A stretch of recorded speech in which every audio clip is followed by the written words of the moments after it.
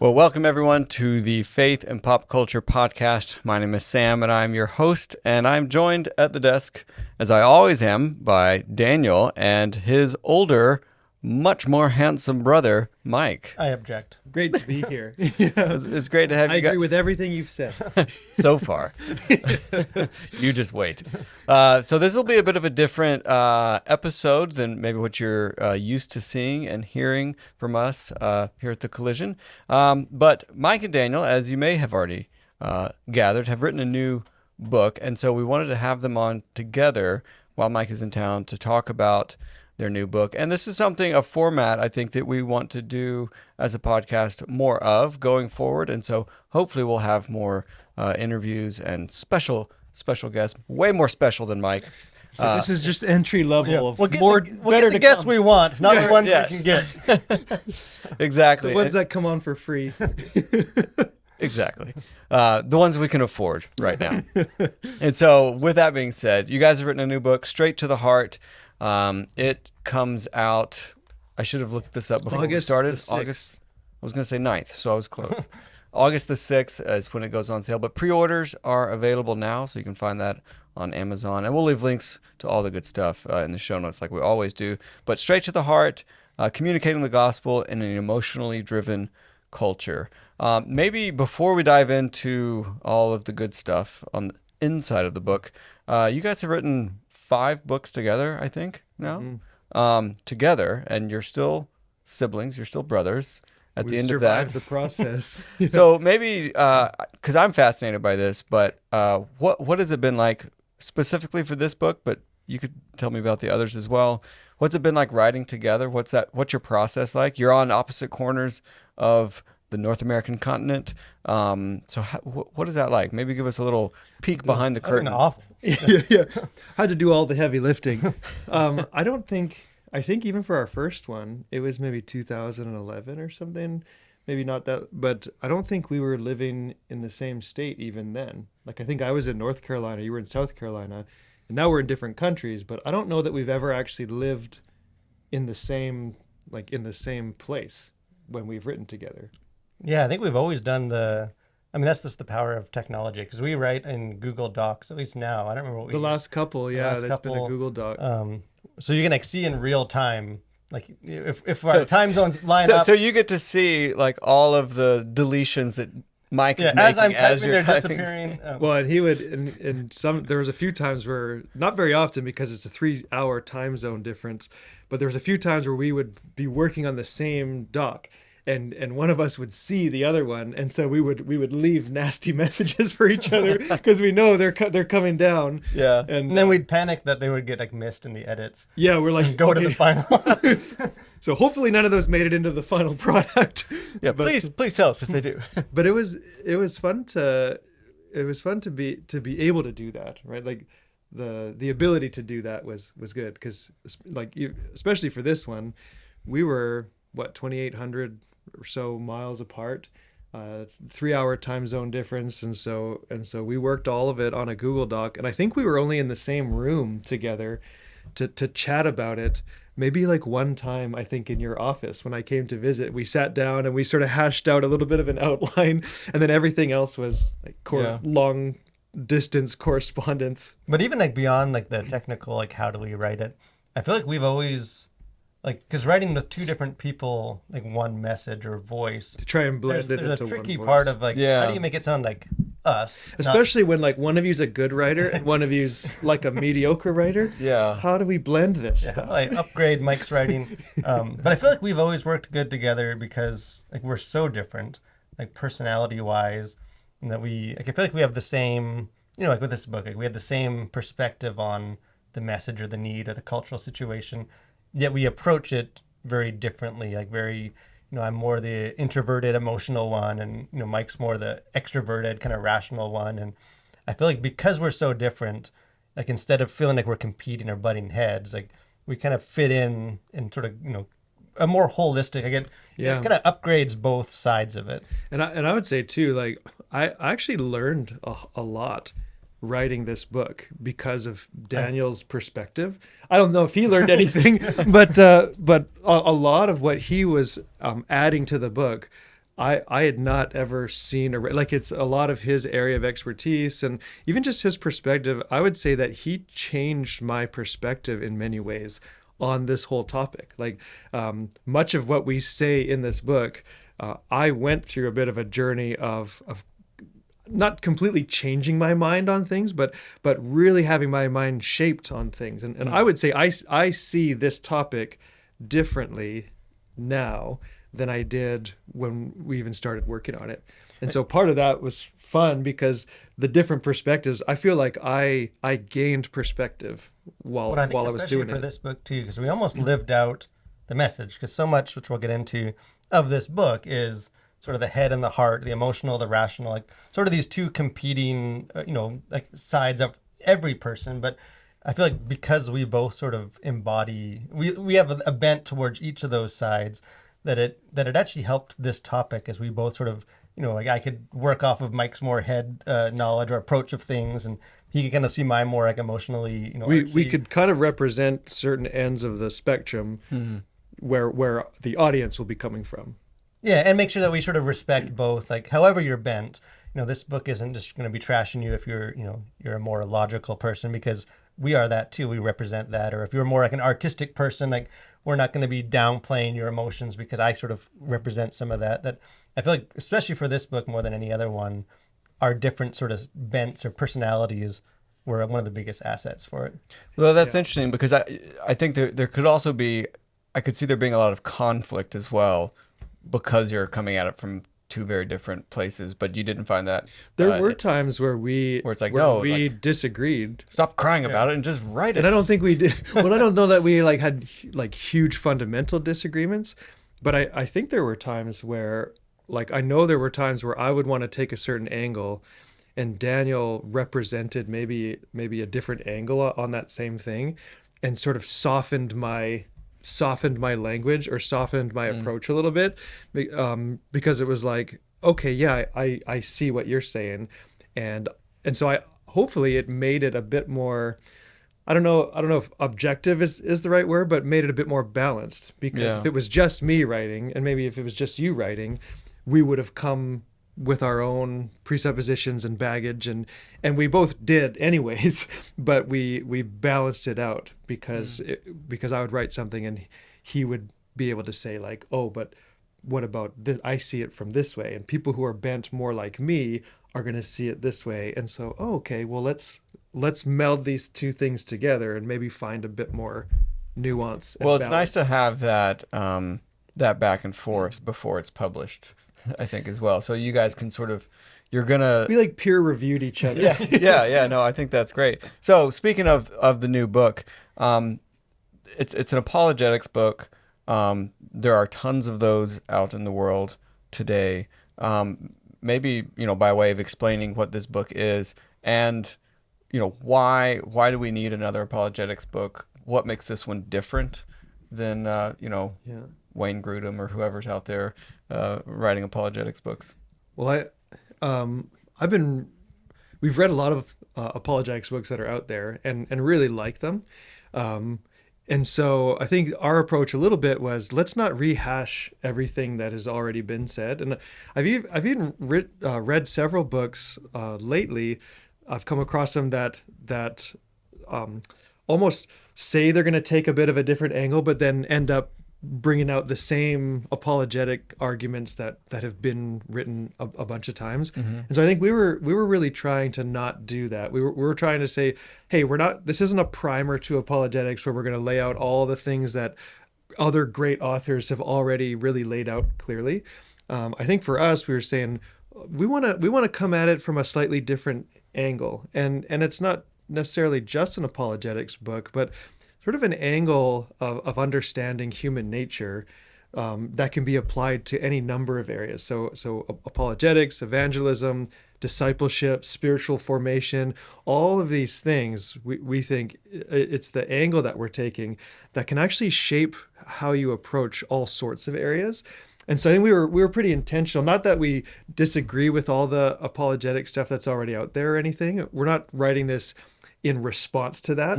We're basically saying there's been great stuff already written, but maybe there's an area over here that hasn't really been looked at much. And even sometimes when maybe people have tried to look at it, it's ended up looking a little bit more like what's already out there. Because like we anyways. both came out of like we both did doctoral work in apologetics with a lot of the very rational minded, like the classical works, which I feel like you can, even if you've read those books, you can see how that's influenced the way we think, and like that really helped us build our own worldview. And so I think in the book we talk about our approach isn't intended to be like a replacement. Like we're not saying, hey, we don't need that old stuff that we used to do. Like this is the new thing, but more like kind of in addition. Like we there's so much good stuff focused on this one side of us, the rational side and the evidence, and like that kind of bent of our personality, but sort of an understanding that we're also more than that, though. Like we're people of the heart. Like we have emotions. We're driven by these desires and these passions, and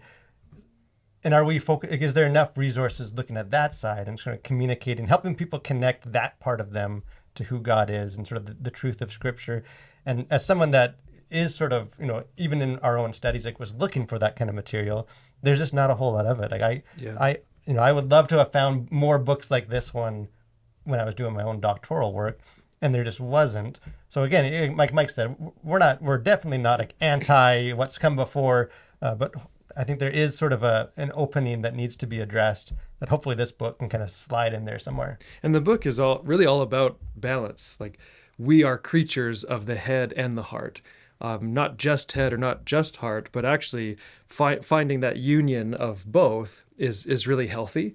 And so having gone through the apologetics, study, we'd read so many, not all, but so many of the apologetics books out there, and saw that there's a lot of books aimed at the head out there, and not very many aimed at the heart. And yet both of those two things need balance to really get, sort of like there's two sides to every story, and it's like this side of the story has been told often, but this side of the story hasn't been told as much. But there's great stuff here that I think people will really, really be into if it's brought to their attention. And I think part of it too is just sort of going back to like the foundation of like what is apologetics. Like a lot of that discipline, which has become way more popular, is like based in like First Peter, and be prepared to give an answer to anyone who asks for the reason for the hope that you have in Jesus, and sort of this like question answer thing of respond to the questions and the needs and the desires that people are expressing, and then connect that to the hope. And kind of like which we get into in our book a bit, it kind of trace some of the history. Like a lot of what we come to see as apologetics, like the more rational side, is that way because it was a response to like a very rational driven culture, kind of the certain questions being asked at the time. Yeah, the questions, like the skepticism was very much rooted in like the Bible. There's not enough historical evidence for this, or it's not it's not rational. And so a lot of smart Christians responded to that. And part of what motivated this book is to sort of look at, are the same questions still being asked? Like, are people still like, is Darwinism or evolution or some of these things that like are still an important question, but like, are those the question? Is that what's really keeping skeptics from faith, or is it more rooted in like emotions? And I think we can all see like in our culture today, like if anyone were to just like describe our culture today in one word, like emotional, like would be on the short list, near the top of the list. Like that a lot of the objections that we see about God and the church and stuff is way more rooted now in like like I was hurt by the church, or the church wasn't welcoming, or I just can't believe in a God who would allow this to happen, which are all very like objections of the heart. Like those aren't logical questions so much as emotional things people are working through. Yeah. So like if apologetics is at its root to be a response to the objections, and like if those objections and questions change, then apologetics should also adapt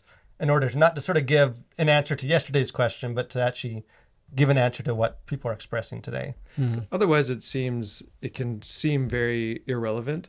And we've been guilty of this too, and we've seen this where oftentimes the church has lots of answers, but they're not necessarily answers to questions that are burning in people's hearts. Like they're answers to questions maybe we sometimes think that they should have. These are questions that they should be asking or whatever. But oftentimes the dialogue misses each other because it's like, I'm asking these questions, but you're answering things that I'm not really those aren't the things that are really important to me. And it's not that they're not important questions. They're just maybe not the questions that our culture is actually asking. Yeah. Well, and you guys, you dig into sort of how to speak the language of the heart. Maybe one of you can take one of the approaches that you discuss in the book, but what are some of the ways that we can learn to speak the language of the heart, as you say? Yeah, well, big premise of the book is that we are driven by our emotions. And so even the most logical people who think, I am Mr. Spock and I am only driven by reason and logic, and people can certainly be bent more that way, but at root, psychologists keep finding and affirming that we're mostly driven by our emotions, by our desires, by what we love. And our reason typically kicks in later to try and understand or explain why we're doing what we're doing. But truthfully, the reason why we're doing what we're doing, we rarely understand, right? Like, well, I want to. I did what I wanted to. I can't explain why I love the things that I love. And if I try to start explaining why I love the things that I love, I'm coming up with explanations that I didn't come up with before I started loving it, if that makes sense. Like I love something first, and then I try to understand what are the reasons why I love this thing. But my automatic system just kind of loves it first. And so if that's the case, and if apologetics is strictly dealing with the reason and the logic, then we're not necessarily addressing the main motivations of why people believe what they believe at all, or why they do the things they do, why they love the things they love. And so we started thinking, well, how do you speak that language? Like debate typically, even though there's emotion involved, debate has often been a language of rationality, evidence, logic, at least in apologetics circles. For us, we're like, how do you speak a language to the heart? What are the things that can sometimes bypass a lot of the rational objections and really get to the root of what's really going on a little bit more beneath the surface? And so one of the ones that I'm real fascinated by is story. We all love stories. We're wired for stories. Stories are being told all throughout our culture in many different forms and many different ways, and we've been telling stories for forever, and stories have a way of kind of slipping past your defenses and speaking to the heart, and oftentimes they're the most effective because we don't sit down and discuss them and dissect them and talk about them, but they've actually shaped our worldview. And so we're constantly getting stories into our hearts, and they are shaping us, but oftentimes we're not really aware of it. And so in the book we go into, so how do we harness the power of stories? We're wired for stories. People understand their lives in context of story. And so how can we, as Christians, as the church, as disciple makers, as even just looking at our own lives, as trying to find spiritual formation in our own lives, what's the power of story? And how do we use that power, not just, let's tell more stories, but what is it about stories that connect with us? And can we take that same framework, the story narrative framework, and can we use that framework to be more effective in other things? What if we take that into our preaching, into our teaching, into all sorts of areas where we actually take the framework of what makes a story interesting and use that same pathway in other things that we do in order to connect to people, because there's something deep within us that connects to stories.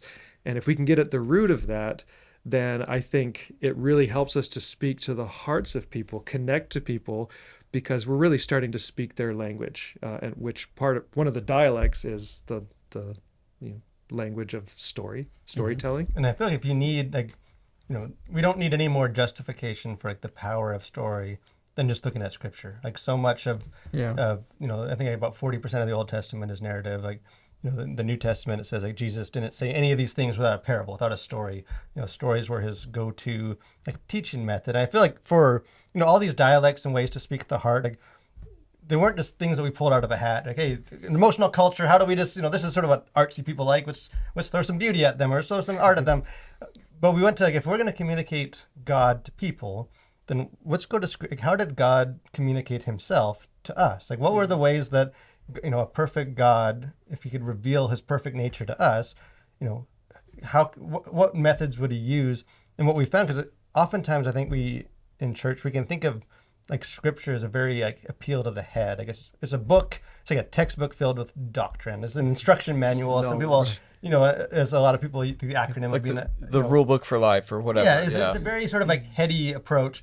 And yet, like if you open the Bible, like you're just bombarded with stories, and the longest book in the Bible is a book of songs and poetry. Like that, a lot of the more rational questions, even that we would want to know about, like the Trinity or some of those things, are barely touched at all. Like it's not. We don't find the systematic theology. Well, like a big objection, like the problem of evil, pain and suffering, this big like rational objection.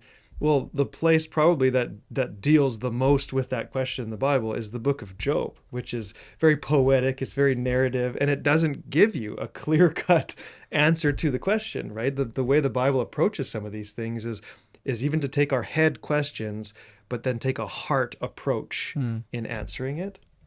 Yeah, because like even like the way that God, like in script, like the stories themselves, like when God, designed, like gave the blueprints for like the tabernacle and the temple, like these physical things on earth that would represent Him. Like if you sort of read through that, there's such a heavy emphasis on like beauty that this will be my house will be a place of beauty, or things that filled with art, or things that aren't functional, like these freestanding pillars with like blue pomegranates on them, which you can't even get blue pomegranates. Like these things that, like from a rational perspective, like what function does this serve? And yet God specifically said, like, I want that to be in the house, that to represent me, because I am a being of beauty, of story, of like artistic expression. So in our book, like, all the different dialects and like the things that we look at for how we can communicate are all rooted in how God revealed Himself to us. That God, not that the Bible doesn't have rational stuff or doesn't speak to our rational mind, but that even the most rational moments are very much rooted in the heart, that God appeals to the heart.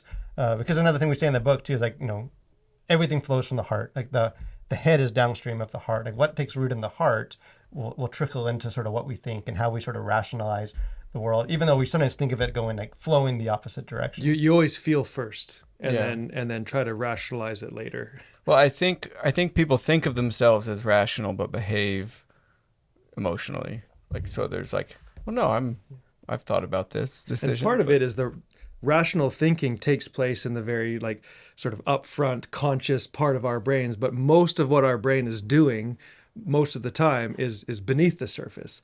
Like you're feeling things all the time before you're thinking things. So you're always thinking like afterwards, and so we think that we're super rational because that's the most obvious upfront part of our thinking that we're doing. Like we're the most active participant in that part of thinking. Yeah. But our hearts are like working, and we use heart obviously as a metaphor. It's all taking place in your brain, but heart to be more of this intuitive, beneath the surface, emotional side of us, and that's happening all the time. And most of the time we're not aware of it, right? And so we think we're more rational than we are because the rational side of us, we're just more aware of that. But there's it's like that's the tip of the iceberg of what's actually our brains are actually doing. Because even like like one of the kind of personal experiences that was somewhat the inspiration for this book, which we tell, like the opening story of this book, was like I was speaking at this conference, and kind of a middle-aged guy comes up to me. And he has a bunch of like rational, classic apologetics books, and because he knew I was going to be, a speaker, and he knew I'd trained in apologetics and wanted to talk about them, and he kind of unloads on me, not in like an abrasive way, but just sort of starts ranting about this emotionally driven culture, and these, everyone's sort of driven by their heart and their emotions, and you just can't get through to these people, and you just, this sort of this anger and frustration that he keeps educating himself with these books, and yet these young people just don't seem interested, and kind of like in reflection, not at the time, but like as I've thought back on that, sort of one of the ironies of that is, he's very much denouncing this emotionally driven culture, and he's sort of this rational, and there's this generational shift. But like in doing so, like his response is very much a heart response. Like it wasn't just sort of, a very like interested, calculation of data that made it. Like he had these frustrations and hurts and people that he had invested with that that walked away, and he was harboring some guilt from that, and sort of his frustration and anger about like, the approach that sort of like as he was sort of condemning this culture as being this is filled with a bunch of these young heart people, like he himself was acting out of his heart. He just wasn't aware that he was doing so. Like in his mind, I think which is one of the things we say in our book too, is like none of us are as rational as we think we are. Like we almost take pride that we're rational. Like people sort of downplay the emotional stuff. Like I'm very rational. I'm very logical. I'm a realist, and yet if we were honest and like looked about how we make decisions and this our responses even to the emotional side, like none of us are as rational. Like we at a foundational level, like we are all driven by the heart. And I think one of the important reasons to talk about this is because for a long time we've seen this trend of young people, especially, leaving the church, and sometimes we can scratch our heads like this man and be like how is it that we could dump biblical information into their head for 18 years and then they leave the church? It's like if that was enough, if it was just we need to put more Bible into their head, they just need more information, more theology, more doctrine, where we just we need to get the youth together more often during the week to dump this stuff into their brains. It's like we filled their brains with this for 18 years and they walked away from the church. Well, oftentimes it's not because they didn't know enough. Right, like we've taught them lots. Sometimes it's man, we really should have taught some more doctrine. We really should have talked about some of these issues and really gone deeper in the Bible. And so that's always part of it. But typically the reason why, and there's all sorts of reasons, but typically the reasons why young people leave the church are not because there were real intellectual issues they couldn't come to terms with. Almost always there's some emotional foundation to it. What's driving them. Now, some of the reasons they might give might be like, oh, well, these questions were never answered. But as you dig a little bit deeper into it, almost always the main driving force was a heart response. It was an emotional response. And so sometimes we maybe can write that off and be like, oh, well, that's just the younger generation today. They don't deal with truth or whatever. But then we start to realize, no, but we're all that way. And so as a church, are we filling their heads but leaving their hearts empty? Because if we are, then we shouldn't be surprised when their hearts lead them away. Just like we shouldn't be surprised when our hearts lead us to do things we don't want to do. Yeah, and if we are driven that way too, like one of the really foundational things that in the book we wanted to make sure we really stayed true to is like most of the discourse about the culture and the emotional stuff, it's always in a negative light. Like if we could just get people rational again and we could start debating them or give them this information, like, it's almost like it's this insurmountable problem. We're so emotional now. What do we do? And kind of the question we ask in the book is that, if we look at sort of the culture driven by the emotions and the heart, like what if instead of seeing that as a problem, like we saw that as a possibility?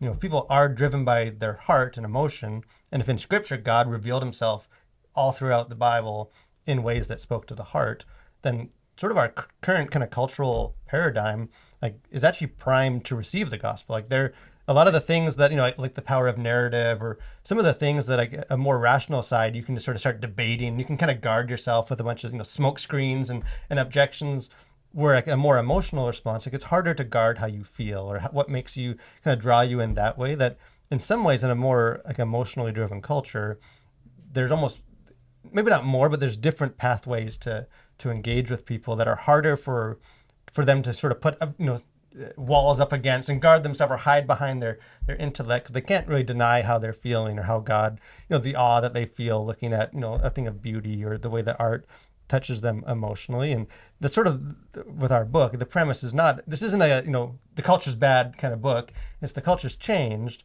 and this is actually an exciting opportunity for the church to engage. Yeah, and I've seen that too as the church has predominantly been a very rational head focused place. There hasn't been as much emphasis on the arts and on beauty, and it's all sort of functionality. It's all the bottom line, very utilitarian.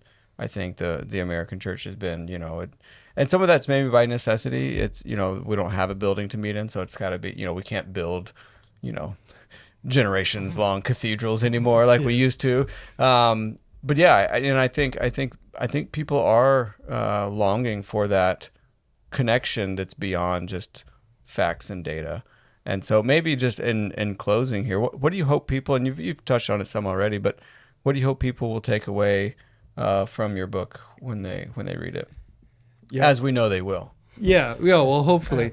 Well, one of the things would just be kind of what I mentioned right up front is I really feel like the way that I see a lot of this stuff has morphed and been influenced in the writing process, and I just see things differently now, and I feel like it didn't restrict my thinking, but actually expanded it in a lot of ways, expanded my view of the possibilities of how to do ministry, the possibilities of even how I tick, like understanding myself.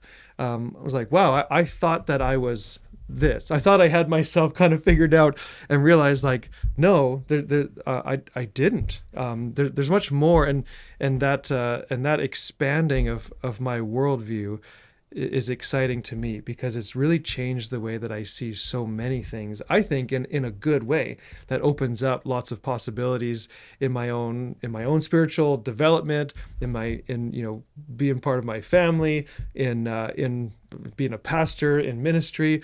And so I think there's, like we said, there's many books that teach you some of that rational side of things, and those are good, and we have bookshelves full of those, and recommend those, but there's not as much on this side. And so I think this will really expand people's views of in actually a lot of different areas, because it changes the way that you view everything. And that's kind of a big statement, but it really does, because it's applicable to so many different areas, because it goes so far upstream, to understand the head and the heart in union. And so it changed the way that I think about things in the process of writing it. And I really think if you're wired like me, if you're out there and you're wired a bit more like how I'm wired, then I hope and pray and think that it'll do the same for you too. Well, I think too, I feel like this is a very personal book, not just that it was personal to us,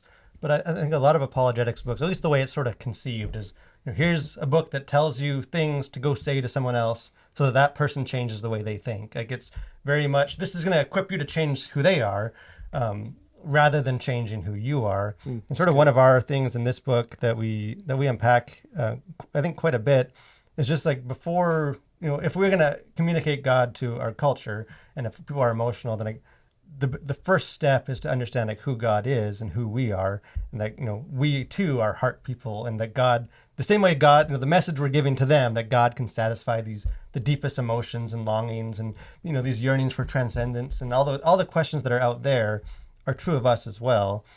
Before we sort of march out and start distributing these messages, that I think this is a book that will also hopefully kind of just deepen or kind of grow your own spiritual walk of how can that God speak to me that way? How can I sort of experience that same thing before we go kind of pass that on to others? Mm-hmm. Yeah, well, I think that's great, and I really appreciate you guys taking the time. Daniel, you had to take the time because, hey, you work here too. But Mike, glad you could fly in for this, and really appreciate you walking through this. Excited to read my copy. I'll be anxiously awaiting my your pre-ordered my copy? special pre-ordered copy that I've certainly already placed by now. But thank you guys for being here, and as we said at the beginning, links for the book will be in the show notes, and we hope you'll check it out. And with that, we'll say goodbye.